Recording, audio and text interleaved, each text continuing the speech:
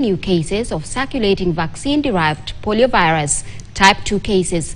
According to an update yesterday from the Global Polio Eradication Initiative, Rotary International has been at the forefront of eradicating polio for more than 35 years.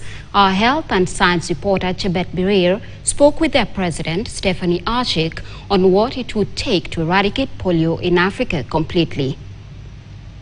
As a founding partner of the Global Polio Eradication Initiative, Rotary International has played a key role in reducing polio cases by 99.9% since its first vaccination project in the Philippines in 1979. Rotary members have contributed over $2.1 billion and continue to do countless volunteers' hours to immunize nearly 3 billion children across 122 countries. The organization's advocacy has also influenced governments to allocate more than $10 billion to polio eradication efforts. We made a promise to children of the world. That promise happened around the mid-1980s, and we're going to do it. So it's not if polio will be eradicated, it's when.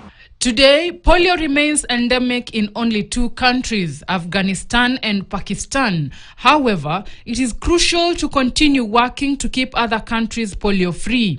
Health experts warn that if eradication efforts were to stop, polio could paralyze as many as 200,000 children annually within the next decade. Well, it's not just in Africa, it's everywhere. You know, polio is one of those insidious diseases. If it isn't gone everywhere, it's not gone anywhere. And we learned that lesson about 3 years ago when someone from the United States traveled to Europe, contracted polio, and then brought it back to the United States.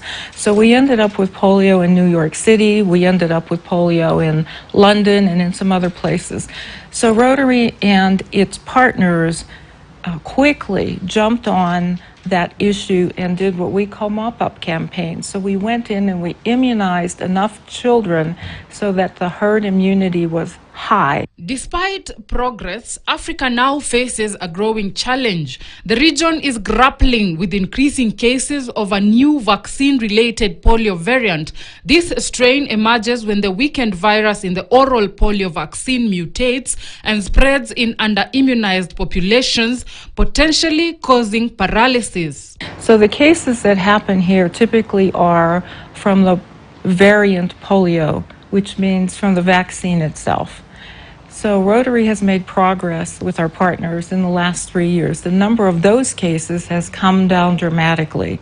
So that's hopeful for us because that's the second type that we want to make sure never happens, so that people around the world can be sure that it's not, the vaccine won't harm their children, plus there won't be wild polio virus. Stephanie says renewed advocacy and support for countries to prioritize polio transition is vital, given it is the mechanism to strengthen national public health systems, especially for essential immunizations and emergency preparedness and response.